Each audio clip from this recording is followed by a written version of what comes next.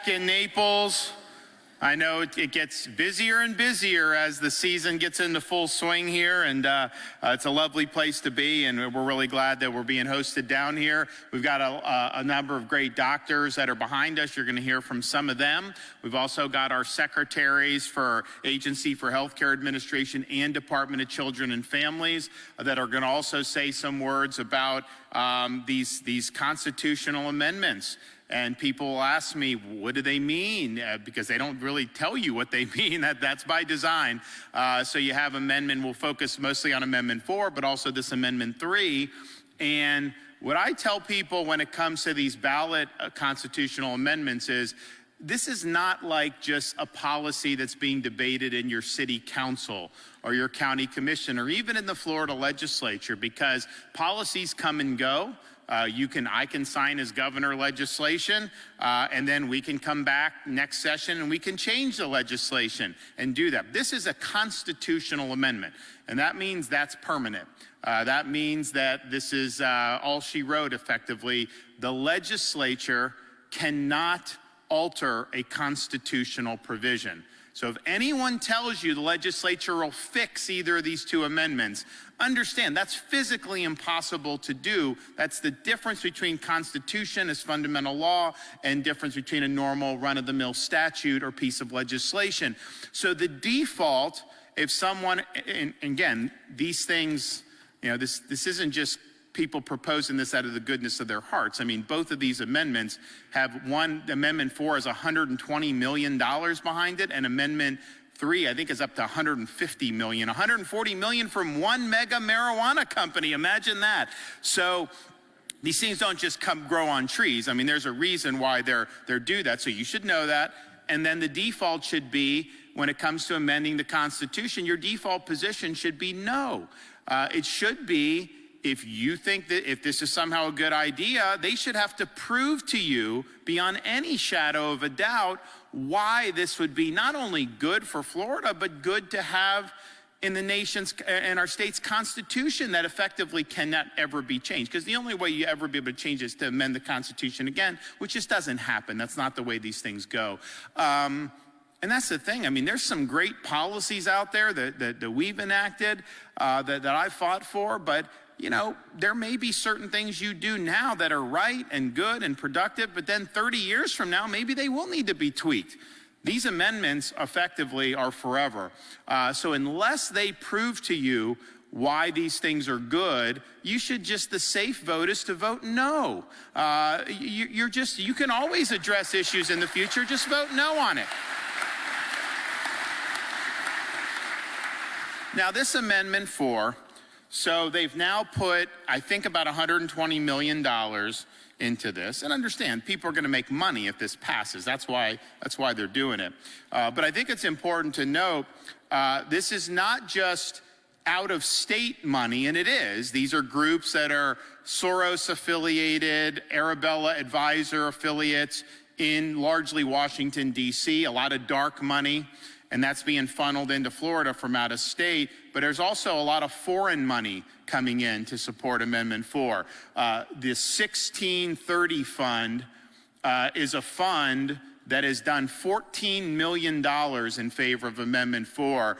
It has received hundreds of millions of dollars in funding from foreign billionaires. There's a Swiss billionaire that gave, I think, $250 million to this fund. So why the hell would we allow some foreign oligarch to spend money to amend our Constitution in Florida? It's insane, but that's what's going on here.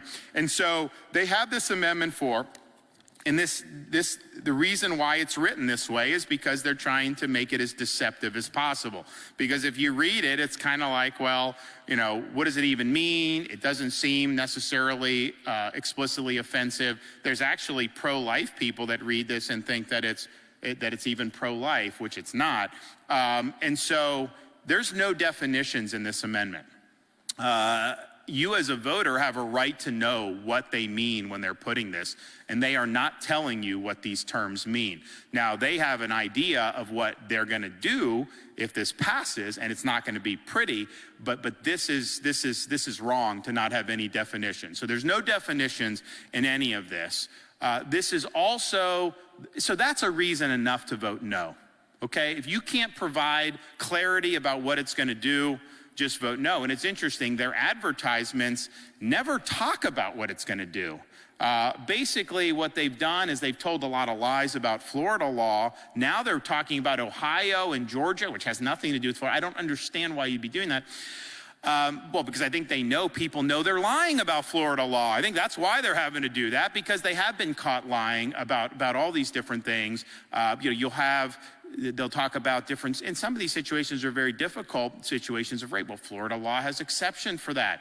Life of the mother, exception, health of the mother, incest, victims of human trafficking. It's all in Florida law. It's very clear. It's not like a debatable proposition. That's just the fact. So they argue these things that have nothing to do with our current law. Shows you that they're not confident that when people find out what this is, Amendment 4, that they know people are not going to go for this and the numbers that are needed to be able to do it. And these doctors will talk to some of this, but any suggestion, advertisement, anything to suggest that Florida law in any way prevents a physician from caring for anybody in Florida, for women, for pregnant mothers, is a lie. We have, not only are you not prohibited from doing that, you're required to provide care.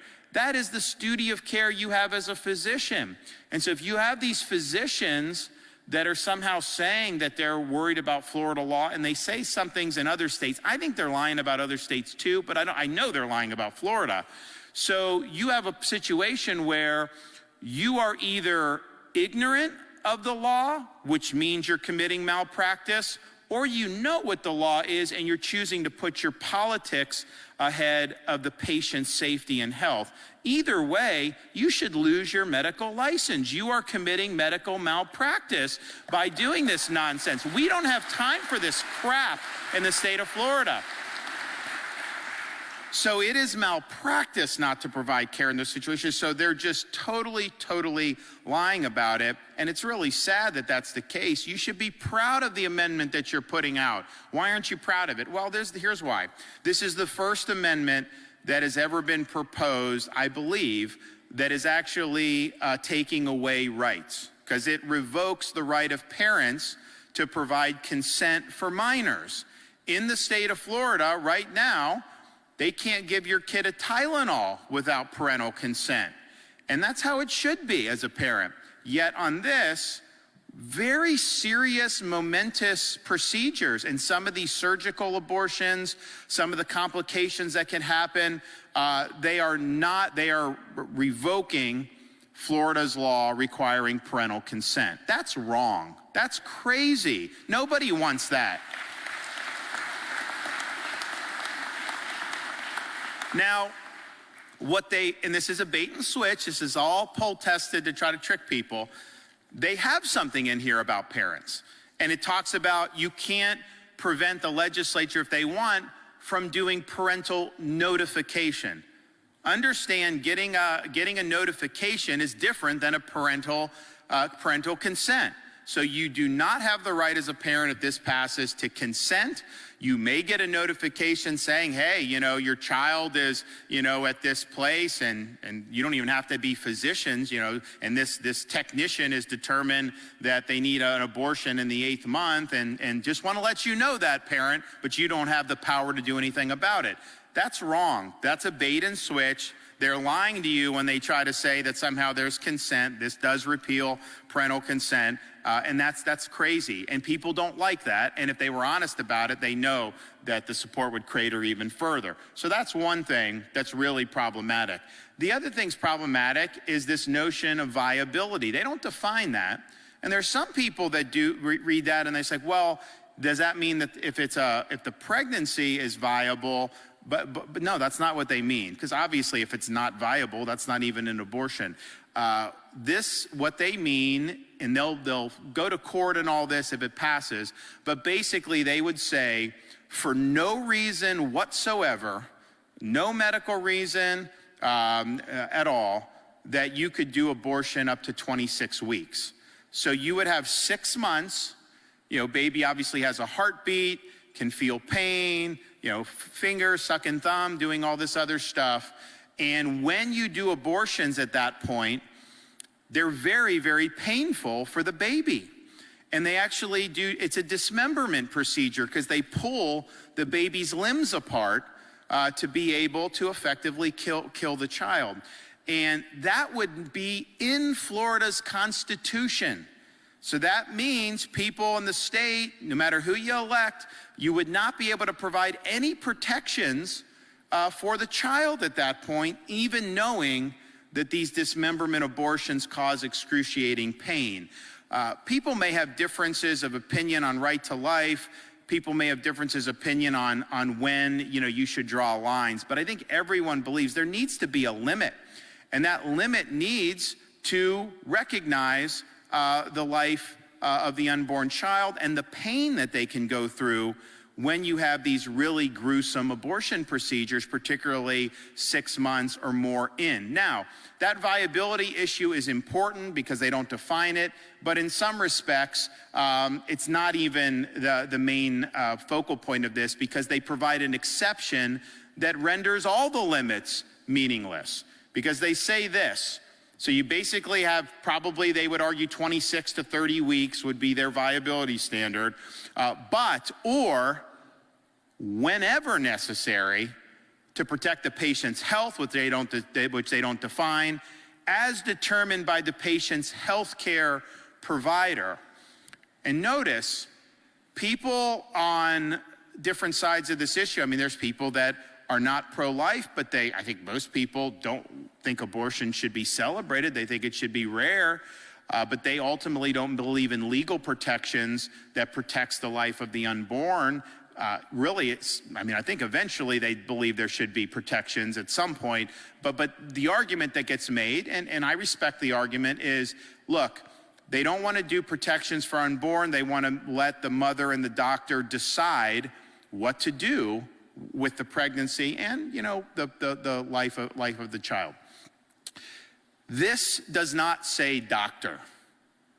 You'll hear about doctors need to be the ones that are here consulting, with the pregnant women. This says healthcare provider. These words matter. These words are important. A healthcare provider, a doctor is a healthcare provider, but all healthcare providers, not even close, are doctors.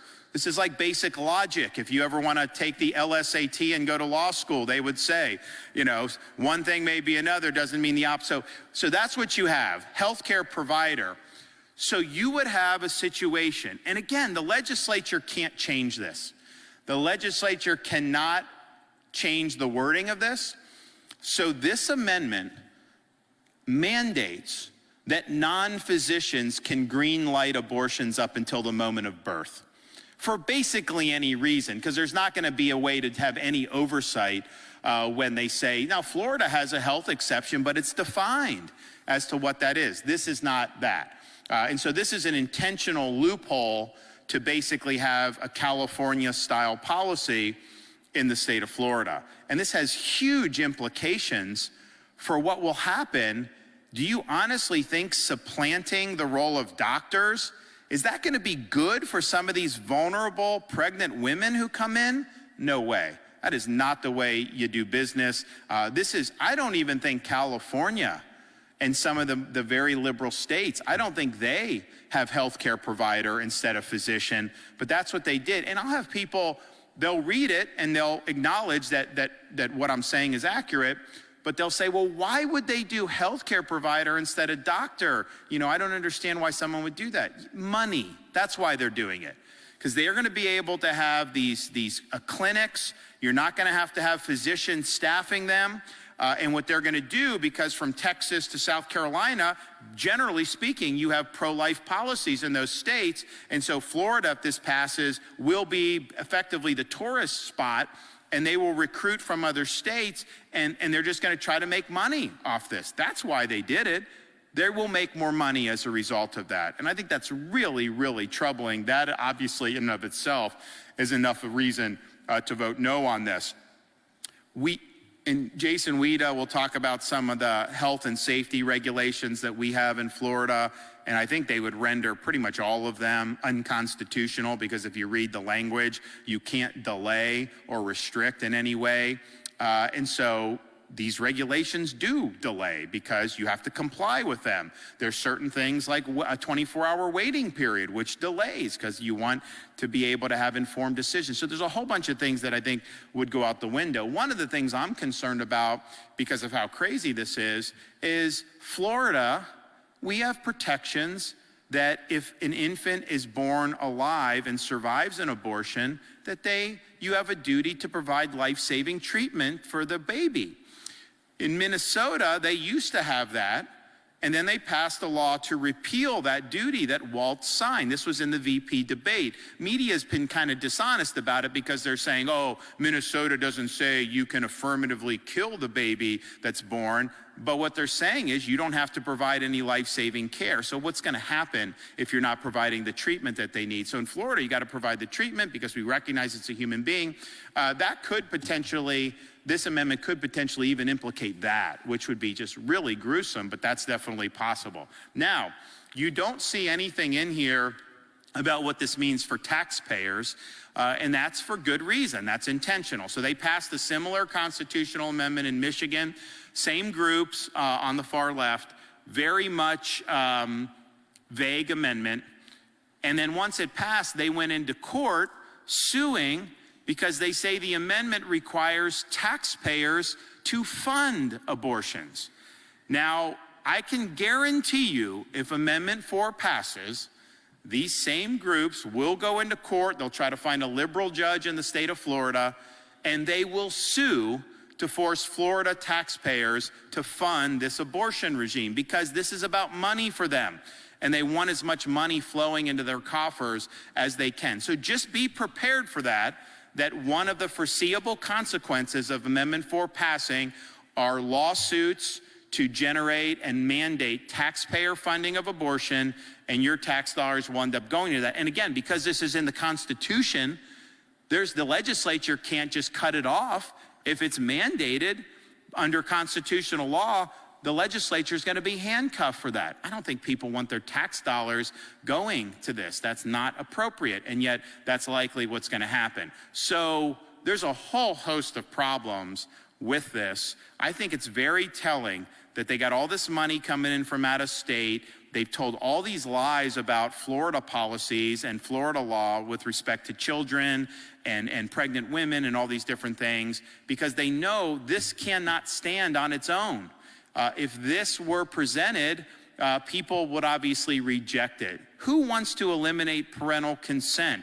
Who thinks there should be no effective limits on when an abortion can be performed? Who thinks that you can do procedures that cause really, really excruciating pain for the baby? Who thinks that taxpayers should fund any of these abortions? Who thinks that non-physicians should be greenlighting late-term abortions? It's just wrong. These are not good policies, period, and it's not policies that should ever be in the Constitution of a state, particularly a state like Florida. So we have a responsibility here to make sure people go into this eyes wide open. Not a very good way to do business to just say a special interest can write an amendment, somehow get it on the ballot, and we know the petitions that were signed for Amendment 4 were rife with fraudulent signatures. That's already been determined. There's a massive lawsuit that's now been filed, and there's a massive report that was generated. So you have a lot of petitions that were fraud, and you have people that are now going to admit to that, and there is absolutely going to be accountability for that. But you come in, you pour all this money, and then you just spew lies to try to get this thing over the finish line. That's not good way to govern. And I can tell you, if these amendments pass, Katie bar the door, because this will be the formula that people will want to use in the state of Florida in the future. Because it's hard. I mean, how are you going to be able to compete with $150 million? It's very difficult to do. And the people that have an entrenched financial interest, they're the ones that are going to marshal that money to try to ensconce themselves in the state's constitution. So you got to go in with it eyes wide open. you should never amend the Constitution unless you're sure that this is something that should be a permanent part of our Constitution. The legislature cannot change it. The legislature is not going to be able to bail the voters out from a choice that they make. That choice is permanent, and that choice will be very, very costly for the state of Florida, and we would end up having one of the most radical abortion regimes, not just in the country, but anywhere in the entire world. I don't think people want to turn Florida into California.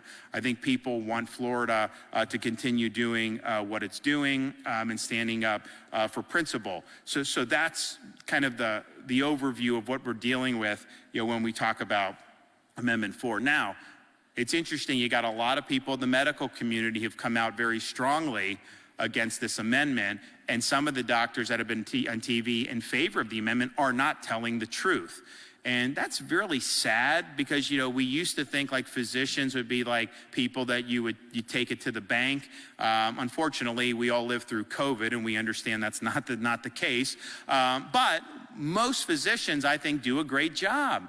And a lot of physicians do an outstanding job, and we've got a lot of them here today, but they're sounding the alarm about what this would mean, but they're also sounding the alarm about the lies that have been told about access to care in the state of Florida, which is uninhibited in terms of patient safety and health. So I thank them for coming out. You're going to hear from some of them, then we'll hear from our secretaries, and then I'll come back on the end and I'll discuss this Amendment 3 for a few minutes as well. So first, family medicine specialist in Fort Myers, Dr. James Breen.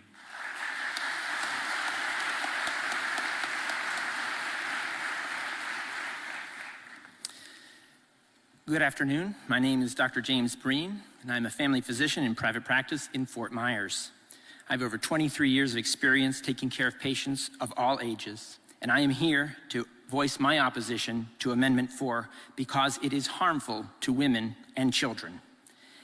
If passed, Amendment 4 would enshrine in the Florida State Constitution the right to intentionally kill a preborn human being until the undefined time of viability for any reason at any stage of pregnancy thereafter if the abortionist claims the pregnancy is harmful to the woman's health. To put some perspective on just how radical this is, after 14 weeks gestation, the procedure used to perform an abortion, a D&E, involves the dismemberment and extraction of the fully formed baby in what can only be termed a barbaric procedure. As a physician, I took an oath to preserve human life and work to restore health and improve the lives of my patients.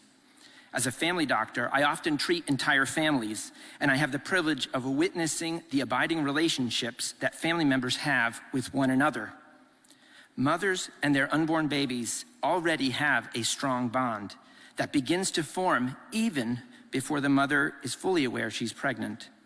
Abortion, the direct killing of her child, is an act that has harmful emotional and psychological consequences for her, in addition to the profound physical dangers of the abortion procedure. If passed, Amendment 4 would remove the requirement for parental consent before minor girls could get an abortion, replacing parental consent with the much weaker and deceptive language of notification. In my over 23 years of practice, there have been many times when I have cared for adolescents when they have been at their most vulnerable, such as when they find themselves confronting an unexpected pregnancy. In these circumstances, they are worried and afraid. Often they are confused, and they don't know whom to turn to for reliable information.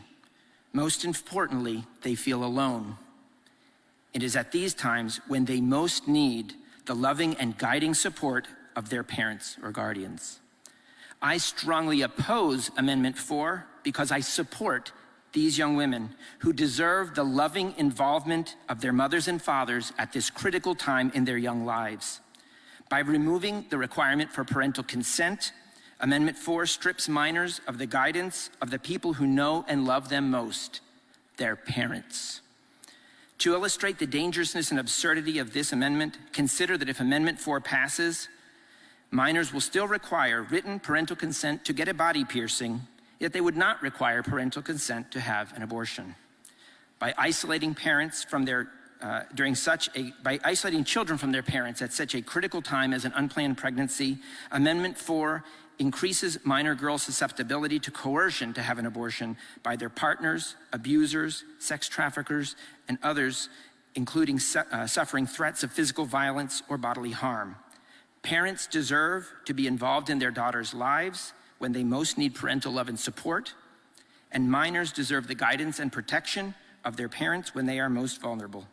I thank Governor DeSantis for the opportunity to speak about this issue, and I ask that you join with me to vote no on Amendment 4.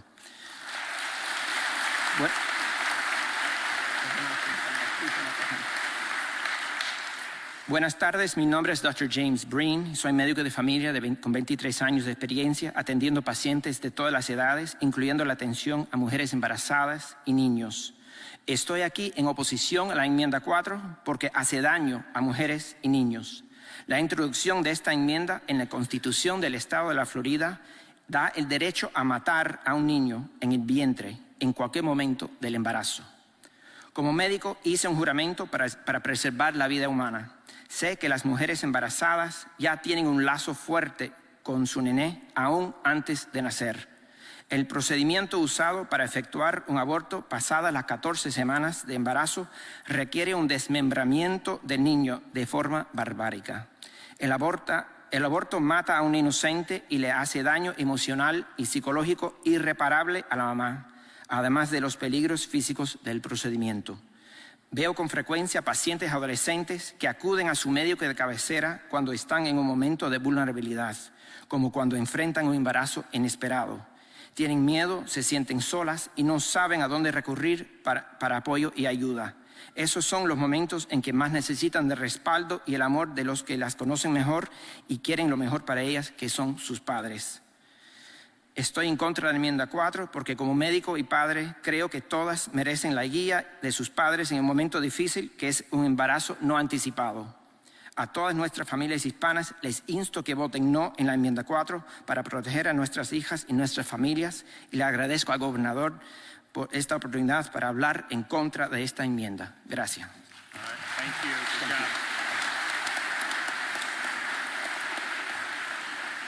Okay, Memorial Healthcare System, Dr. Ana Garcia.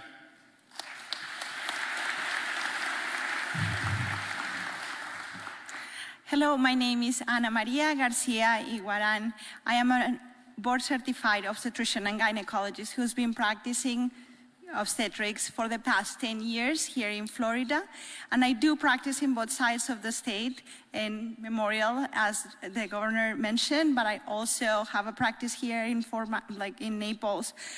So I am also against Amendment 4, and the thing that strikes worst to me of this amendment is the language that removes the idea of the physician being involved in the procedure. As the law stands right now in Florida, a woman that is seeking an abortion for any reason up to 6 weeks can just walk into the office of a doctor willing to do the abortion and obtain the care that she is requesting. After 6 weeks, if there is a reason, for example, a little anomaly on the baby or the risk for the life of the mother, you need to have 2 physicians consenting and agreeing that this is the best course of action for the mother. If that happens, though, when you have 2 physicians that are in agreement, this patient will come into the hospital and obtain the surgical care that she needs for the reason that the physicians have specified in their note. This actually is a great protection for women that, for whatever reason, need to have an abortion, because this will happen in a hospital where you will have access to all the services that this woman might need if a complication may arrive. So, which complications are we talking about? As Dr. Breen was mentioning, after 12 weeks or 13 weeks, we have a different type of procedure, which is called the dilatation and evacuation, which requires us to dilate the cervix to about 3 centimeters, about this much. And then we have to advance forceps into the woman's uterus and then pull piece by piece the baby, the fetus. This, as you can imagine, is a blind procedure. Even when you do it with ultrasound guidance, you can still poke through the muscle of the uterus into the intestine, the bladder, one of the major blood vessels in the pelvis. And this woman might find herself in a really big problem. And so she may need intensive care unit, the help of a general surgeon. So these are not innocuous procedures. And anybody that goes through an abortion is putting herself at a medical risk. So physicians should be the only ones that are getting these procedures done. I always, when I am discussing this with my colleagues and in social events, I tell the person, if you needed an appendectomy, you have appendicitis, you have abdominal pain, you go to the hospital, do you want the person in the front desk doing your appendectomy or the surgeon? Right? So this is a much more complicated procedure, in fact, and it carries with it a huge risk for both hemorrhage, damage to other organs, infertility in the future, and even infection that could be overwhelming and cause the death of the mother. So even if you're trying for a medical procedure, so there's like the medical abortion, you can actually attempt that after 12 weeks still.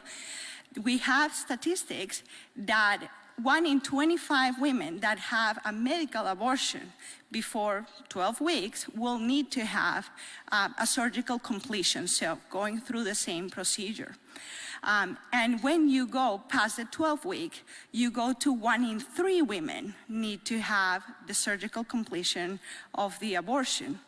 When we go a little bit furthermore, we say, okay, what is the rate at which women that are pregnant and end up having a delivery are dying? It's 8 in 100,000 women die from their pregnancy. And when the woman is having a termination of pregnancy, an abortion, the rate goes 6-fold higher to 45 per 100,000. So, as I said, abortion, either medical or surgical, should be managed by physicians and not like this amendment is trying to say, healthcare provider that includes even the pharmacist, the massage therapist, the physical therapist, even the tattoo artist. So, I am Dr. Garcia, and I absolutely am against Amendment 4.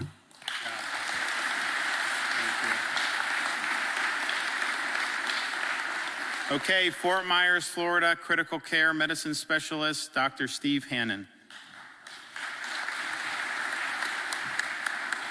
Thank you, Governor. I'm Steve Hannon. I am a board-certified medical doctor, and I've worked for 35 years in Fort Myers, mainly in the critical care units. I'm also the current president of our local guild of the Catholic Medical Association here in the Diocese of Venice. Like my colleagues, I strongly oppose Amendment 4. In addition, there are over 700 physicians across the state who have signed a formal declaration of opposition to this amendment. And in my organization, the Catholic Medical Association, we have guilds in every diocese in Florida, and our members have given numerous presentations to churches, secular venues, television shows, radio broadcasts, and even county commission meetings. My point is that among Florida physicians, there is broad and strong opposition to this amendment. Secondly, I want to share an insight from my work as a physician, and it pertains to the part of the amendment where it says, before viability and when necessary to protect the patient's health. So when I work in the ICU, we obviously see many sick patients, and occasionally they're also pregnant. So what does this mean when an abortion is necessary to protect the health of the patient? I think the implication here is that if you're in your first trimester of pregnancy and you have a chronic illness, someone may very well come to you and say, look, as your pregnancy progresses, there'll be more stress on your body, you'll be at a higher risk of personal complications. And therefore, you should consider termination of the pregnancy. But in my 35 years of practice in the ICU, never once did I or the ICU team ever feel that abortion was necessary to have a patient survive her pregnancy. Knowing the broad range of medical tools we have at our disposal to treat both patients during a pregnancy, mother and baby, and knowing the phenomenal levels of support that we can achieve for patients, even at community hospitals, I can state with full conviction that there is almost no medical illness, even a severe one, that the ICU team couldn't offer a patient a very legitimate and very good chance of surviving the illness and getting to a successful delivery. My point is that recommending an abortion early in pregnancy to protect the mother's health later in pregnancy is simply not necessary in the vast majority of cases. And building a constitutional amendment around something so rare and exceptional seems to me as a physician to be a bad way to address this concern. So lastly, I want to say that this amendment is really not even necessary. We have a very good Florida statute. I've actually read through the whole thing. Our existing law, known as the Heartbeat Protection Act, has features that would seem to appeal to both sides of this debate. The existing law still allows for legal abortions up to 6-week gestation, and it will give an exception to extend that limit for situations like rape, incest, human trafficking, or the life of the mother. In addition, there are obstetrical issues that would also warrant an exception by the law. Ectopic pregnancy, a miscarriage, or premature rupture of the membranes where there's a higher risk of infection. But if Amendment 4 passes, this will effectively eliminate all of these safeguards and restrictions to abortion. And the way this amendment is written, as the governor has said, there's nothing in there that says the physician has to be involved in the discussion about the best way to proceed, or even that a trained physician has to be the one doing the procedure. If Amendment 4 passes, we're going to go from a multi-page document in the Florida statutes that offer detailed medical specifics, and we're going to move to a two-sentence amendment that is completely lacking in medical specifics. And it has the potential to supersede all existing law that provide all of these safeguards for women who are pregnant. My point is that this statute has been carefully crafted to address specific and concrete medical situations and to regulate an abortion in a reasonable way that this amendment could never do. A constitutional amendment is very hard to change. It will lock our state into a series of errors that will be hard to undo in the future and will undoubtedly lead to multiple abuses. A constitutional amendment proposal is the last place you want language that is vague and misleading. It is my hope that the people of Florida will see this amendment for the vague, deceptive, and dangerous proposal that it is, and the people of Florida will join with the many physicians around the state when we vote no on Amendment 4. Thank you.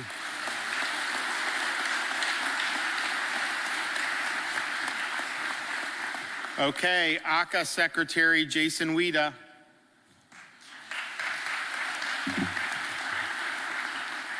Thank you, Governor.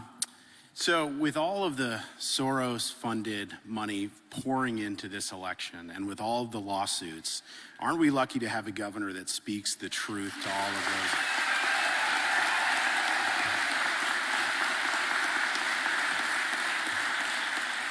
And I want to thank him and his whole team for allowing his agency heads to have our backs while we speak the truth as well. So thank you very much, Governor. So I regulate hospitals, and I just want you to know, of all the hospitals we have in this state, when you see that are very good, when you see commercials saying that pregnant women can't get the care they need and that we need Amendment 4, in order to do that. That is a lie.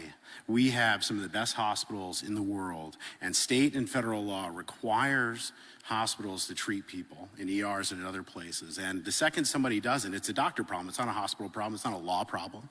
We send life safety surveyors there the next day and solve the issue. So these are lies. It's fear-mongering to get you to change the law. And what do we have in place right now? So and this has been mentioned, but I think it's worth emphasizing. Florida has in place right now robust laws to protect women's health and safety. If Amendment 4 were to pass, those safeguards would go away. They'd be in complete jeopardy, thrown in the hands of the courts to determine over the course of many months, years, all at different times, depending on where you live, about what something actually means. The text of the amendment prohibits any type of delay or restriction to an abortion. So what's at risk here? Well, I'm just going to read off a little bit of a list of some of the things that would be put in jeopardy right away if the Second Amendment 4 passes. We're talking about basic things like licensing and sanitation requirements for abortion clinics. We're talking about admitting privileges and proximity requirements between abortion clinics and hospitals. If something goes wrong, you need to be near a hospital.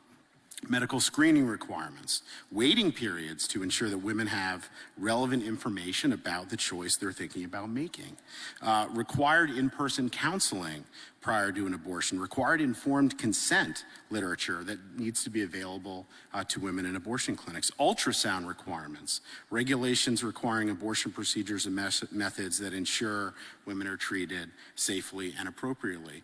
These are all the things that would be wiped off the books, handed to the courts, and subject to litigation for years, and we don't know what the long-lasting impacts of this would be. So if you support women's safety, you have to be very concerned about the text of Amendment 4, because right now we care about those things, but they're all on the line. Thank you very much. Thank you. Thank you. Okay, Department of Children and Family Secretary Siobhan Harris.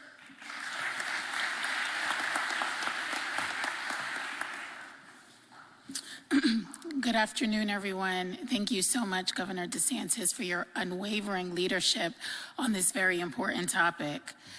There is nothing more sacred or precious than life. And at the department, our mission is focused on protecting children at all stages of their life. The legislature, with the support of the governor, has invested a multitude of programs ensuring moms and babies can thrive. Millions of dollars have been appropriated to support that aim. Programs that help parents be self-sufficient in caring for their family, parenting education classes. They even invested over $70 million to ensure fathers are more present in their child's life. Under this governor, Florida is the most pro-child, pro-family state in the nation.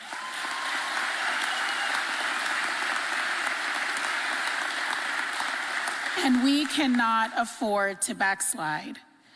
Amendment 4 is written intentionally vague to give you a false sense of assurance that all it does is restore the status quo before the passage of the Heartbeat Protection Act. The ad campaigns in support of the amendment have been intentionally misleading with the sole focus to incite fear. That's why it's so vitally important that we are putting good information out there to combat all of that bad. There are many aspects of the amendment that are concerning. Its lack of definitions, as the governor stated, and potential ability to prevent the legislature from doing their job in clarifying ambiguities. But one of the most concerning aspects is the fact that the authors thought it sufficient to equate parental notification with parental consent. It's disheartening, it's disingenuous, and it's wrong. I'm a mom of 2 girls. I could not imagine either of them contemplating such a serious and invasive procedure and me just getting a voicemail or a text. It's unacceptable, and we shouldn't accept that. And the reality of the matter is that if something goes wrong with that procedure, who do you think they're gonna call? They're gonna call me or their father. And we're gonna be responsible for consenting to whatever repairs are needed because the procedure didn't go well.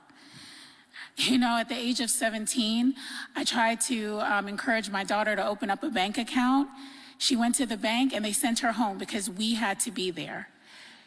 She tried to go and refill her acne prescription at the dermatologist. They sent her home because they said that I needed to be there. So in every other facet of life, our children are not allowed to consent to everyday kinds of procedures or activities. But for this one, it would be okay without a parent's consent. It should give us all great pause that a topic as important as this has been reduced down to a few ambiguous sentences without the opportunity for real debate, which could be enshrined in our Constitution for years to come. I have many roles, but the most important one is serving as the mom for my 2 girls, and I think it's my job to protect them, and I want to make sure that this amendment doesn't infringe on my role and my duty. And if when you heard the governor talk about the procedure that is practiced when you have a late-term abortion, if you cringed at all of that, if you flinched, I want you to remember that feeling as you make your decision, because that could be the new norm in our state, and I don't think any of us wants that. Thank you. Thank you.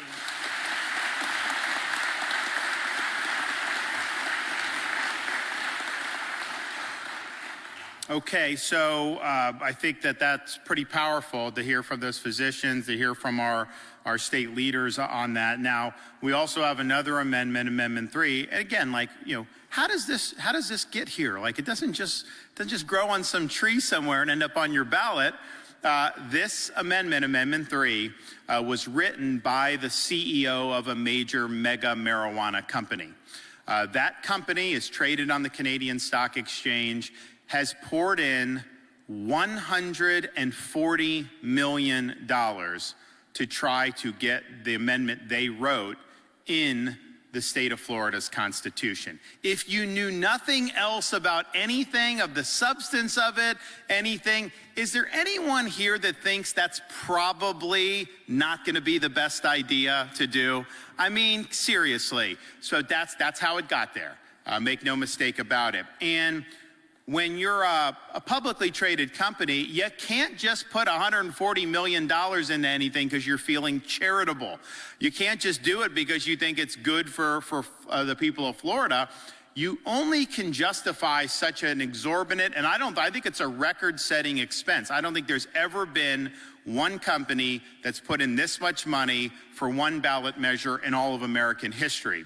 And so the only way they can justify that is because this amendment is going to guarantee them a massive profit stream. And boy, did they write it to do that. So first of all, some people say, well, you know, this is like safe and regulated, legal marijuana. Understand, we already have that in Florida. We have a medical marijuana program.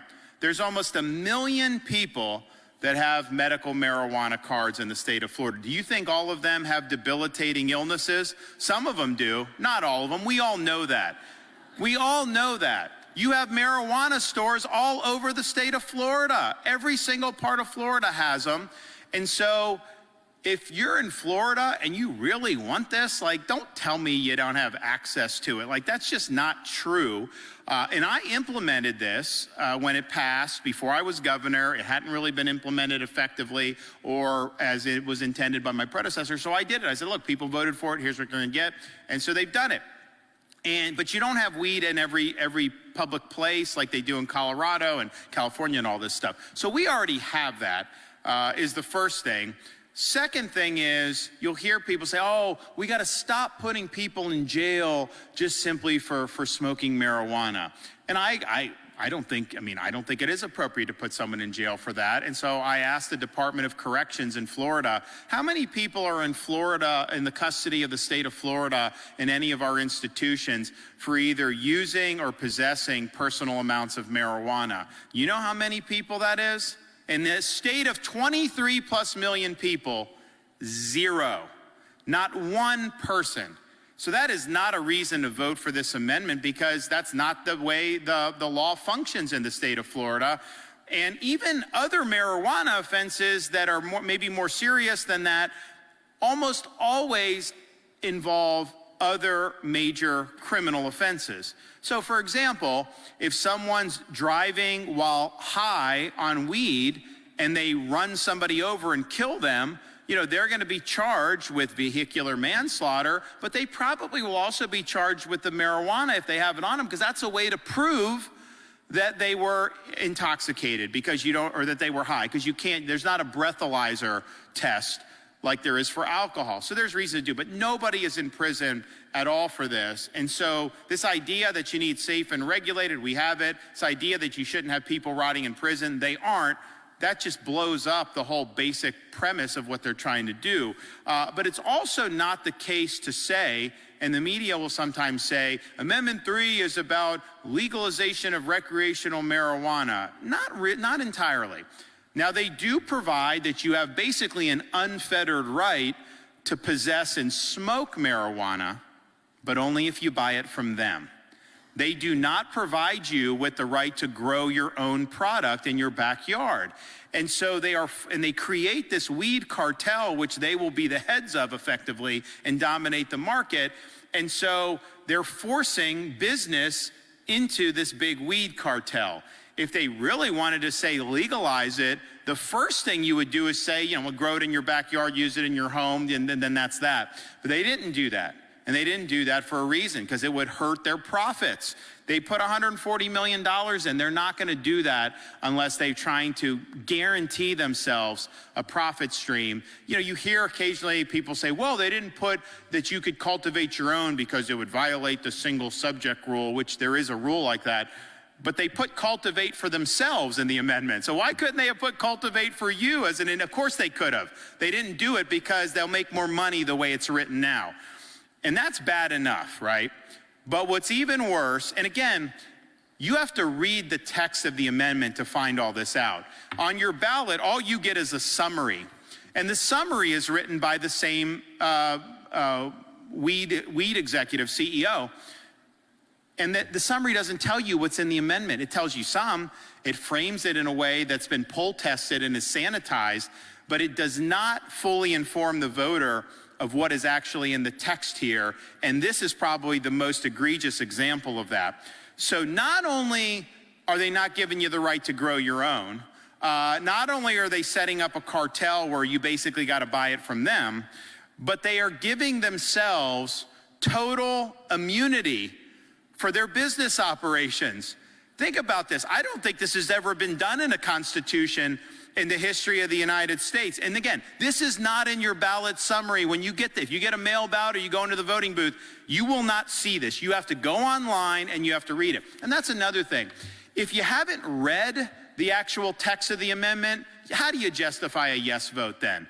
You're amending the state's constitution. If you haven't read it, then you should vote no until you've read it. But if you read it, it says this. So these companies that are the preferred companies, acting in accordance with this section as it relates to acquiring, cultivating, processing, manufacturing, selling, and distributing marijuana products and marijuana accessories to adults for personal use shall not be subject to criminal or civil liability or sanctions under Florida law. There are no exceptions to that. That is airtight blanket immunity. So if they sell you defective weed and you have a seizure, you can't sue them. If they are distributing it and one of their trucks runs somebody over, you can't sue them. There is no exceptions for negligence. There is no exceptions for product liability. They wrote this in the most expansive language possible, saying there is no liability for them. This is like big pharma on steroids. Is there anybody that can make an argument why this would be good to put in a state's constitution? I don't see anyone making that argument. Of course it's not, because this is not about what's the best for you, your family, or the state. This amendment was drafted to benefit the company that's funding this Amendment 3 campaign.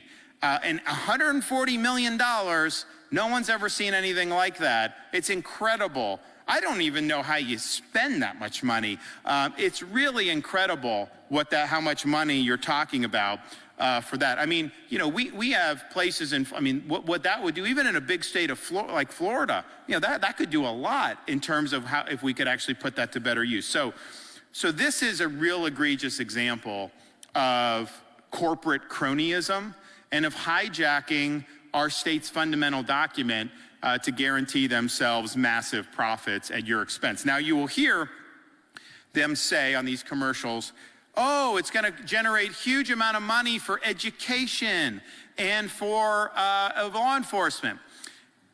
I mean, first of all, don't they always claim that? The lotto, all this other stuff? I think, like, you know, people are a little bit too smart for that. But there is, read the amendment, there is nothing in this amendment that will generate any revenue, but even if somehow you say there's nothing in this amendment that will give any money to education, any money to law enforcement. That's totally fabricated. It's not in the amendment whatsoever. And so don't even think, and I think voters are very smart about some of these BS promises that they hear. And when they hear that, well, I will tell you this, if you honestly think that this amendment will be a windfall for education, please talk to me after this press conference, because I have oceanfront property in Arizona I would like to sell you.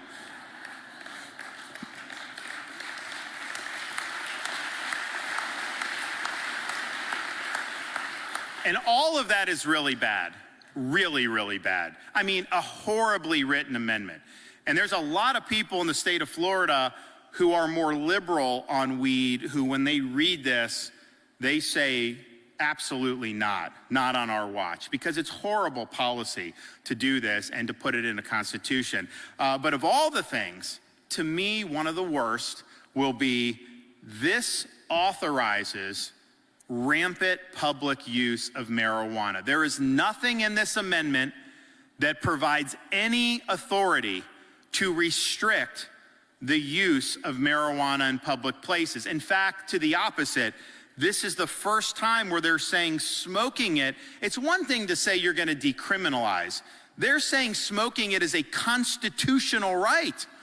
So you don't have a right to drink a beer. You don't have a constitutional right. I mean, obviously it's legal and should be, but you don't have a constitutional right to drink a beer. You don't have a constitutional right to eat a Big Mac. You don't have a constitutional right to do all kinds of things. This is basically just a drug, a product. And to say that that has huge implications for how this would impact Florida's society and Florida's culture. So beaches, parks, restaurants, storefronts, city streets, it will be Colorado on steroids if this passes. It has to be, because those Colorado and those other states, they actually have restrictions against public use. And yet, has that worked out? No. This has no limitation at all. And some people say, oh, the legislature can fix it. Do you honestly think, do you want to gamble on that? But there's no authority for the legislature to fix it. And if you read the language, I don't see how you could possibly, and I know the leaders in the legislature don't think there's constitutional authority to do anything. But here's the thing, even if they would have written in here, which they didn't, if they had written in here, you know, this can be excluded from public property or public spaces, I don't think it's ever been effectively limited once the genie's out of the bottle, anywhere in the country. If you go to San Francisco, if you go to Denver, if you go to New York City, I mean, it's ever present there. Not good for families, not good to be walking your kids down the street and having to explain to a first grader, you know, what the odor is and all these other things. And the bottom line is, it has impacted the quality of life in those places. That will absolutely happen here in the state of Florida. We've got a great tourism-driven economy. You will see the character of that change, I think, pretty dramatically if this is passed. And it will change the state going forward in many different ways, similar to how it's changed Colorado. And the thing is, you know, I think the most important thing on this is a horrible amendment being put forward and funded by one company, and we should not put it in our Constitution. But there's also a larger debate about marijuana, weed, and we have legal weed in Florida with the card and all that stuff. But Colorado embarked on this experiment, I think 10, 12, 13 years ago. And look, at the time, people said, and I don't think it was like an unreasonable argument, say people use marijuana, and that's true. It's obviously true in Florida. Apart from our medical program, people do. No one's in jail for it. So since people use it, why not, they said, just make it regulated, taxed, above board, so this way you don't have drug dealers, you don't have a black market, and things will be better. Is that what happened in Colorado? No. In fact, the black market has gotten bigger in Colorado and California dramatically. Why? Well, two reasons. One, when you say marijuana everywhere for everybody, use increases. But then when you regulate or tax, the price goes up. So the black market can come in and undercut the price and capture major market share. So this idea you're gonna get black market marijuana off the street, that is totally false.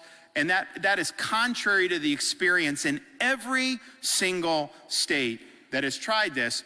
And people in Colorado who supported it, you will find a number of people that said, you know, I was for it, I thought it would work, and it hasn't worked. You don't find very many people the opposite, saying, oh, you know, I was really against it, it's been so wonderful. I mean, a lot of people think it's caused huge problems. So that's just the fact. And then the other thing is what is that gonna do to the overall your life? So, because there's a lot of people, and look, I'm sympathetic, it's like they don't really, they don't want marijuana, it's not something they would do. They would advise their kids or grandkids not to do it, but they're like, if people wanna do it in the comfort of their own home, what do I care about, right? And I think that's a very kind of popular sentiment to have. But here's the thing, if this amendment passes, you may have no interest in marijuana, but it is going to have an interest in you. And we know that from how public space is and how it's gonna impact the quality of life there. You also have the experience of Colorado, where they've had a massive increase in vehicle deaths as a result of people driving while high. It's like a noticeable problem. It's not just like a one-off thing. When you have use increase, it's harder for law enforcement to police driving while high compared to driving under the influence, because if someone's swerving and they're drunk, you pull them over, breathalyze, you can hold them accountable right then and there. Marijuana's not the same. They don't have, it's harder to prove when you're doing that. So you've seen vehicle deaths increase. You've seen car insurance premiums go up dramatically. It's not like this stuff's gone up a lot nationwide anyways, but then even in those states, it's gone up even more. So that will happen. That's not gonna be good. So again, if you're somebody that is not really concerned about this, it could impact you on safety. And then the question is, and look, I'm a dad, I got a second grader, first grader, and a pre-kindergartner. Is there any argument you can make that passing this corporate weed bill is going to benefit children in Florida? Is it going to make their lives better? Is it going to reduce the hazards of childhood? Is it going to help parents raise, good kids? Of course not. Of course it's going to create more problems. We've seen it in places like California, where they create these marijuana gummies. They package it in packaging that's very attractive to kids. It looks like Sour Patch Kids or other type of candy. Literally, they're mimicking the packaging almost directly. I'm not sure what you'd be able to do to rein it in, because they have total immunity, but the reality is that will happen. And so there was a commercial where you had a ER doctor from California that said she has seen in California a huge increase in people coming to the, minors coming to the ER, and some very young kids who've ingested this stuff. It's caused huge problems, but it is definitely packaged to appeal to kids. And so that will happen in the state of Florida. No question that will happen. So I don't think if you go into this eyes wide open, very many people are going to think that this is a good idea. But just know, please read the text of the amendment before voting on it. I just don't know how you could vote to amend the Constitution of your state without actually reading the text. I think it's a crazy system that we actually put things on the ballot without voters having the text in front of them to read. You get this summary, which is a concocted summary, and honestly should not have been allowed on the ballot, because the summary doesn't tell you they get immunity. Which is a huge, huge issue. It will cause business conduct to be different. I mean, part of the reason people, if they're liable, these doctors have a standard of care. If they're negligent, they could be guilty of malpractice. They could lose their license. They could get sued. Businesses is the same way. If you're a trucking company and you run a red light and you run over some kid and kill a kid, you will be held responsible for that if your driver was negligent and was acting inappropriately. That's just how it's always worked. This absolves them from immunity in a blanket fashion, and it's just wrong. So we have an opportunity, I think, next Tuesday, if you have already voted, I hope you voted, what the doctors told you, people say no on 3 and 4. But even more importantly, I hope you're just going in with your eyes wide open. What you don't want is to have one of these things pass and then a year from now have a lot of voters, oh, I didn't know that was gonna happen. I didn't know. No, you have a chance to know right now. You have a chance to have this. And I understand it's kind of like foggy when, they spend $140 million and one on 3, $120 million for 4. And it's like just, constant propaganda and lies. But just think, why would they be doing that? Why would they spend so much money on these 2 amendments? Would they just do that out of the goodness of their heart? Do they really just care about you and your family and the future of the state of Florida? They're not even, these groups aren't even from Florida. You have all these left-wing groups for Amendment 4 are out-of-state groups. True Leaf is the biggest weed company in Florida, so they already have this huge advantage, and that's why they're doing it. But they're traded on the Canadian Stock Exchange. They're not traded here in the United States. So I just look at it and I'm like, this is not what you do. Here's the thing. Florida, we've outperformed all these other states. We'll continue to do it. Don't throw wrenches into that. Don't fall prey to the nonsense that you're seeing. So I want to thank everybody who's behind me for their efforts in this regard. They don't have to do this. They've got great careers and all this. Thank my agency heads for speaking the truth, and thank you all for attending. So please, if you haven't voted, no on 3 and 4. Talk to your friends, family, neighbors, and let's end this right. Thank you. God bless.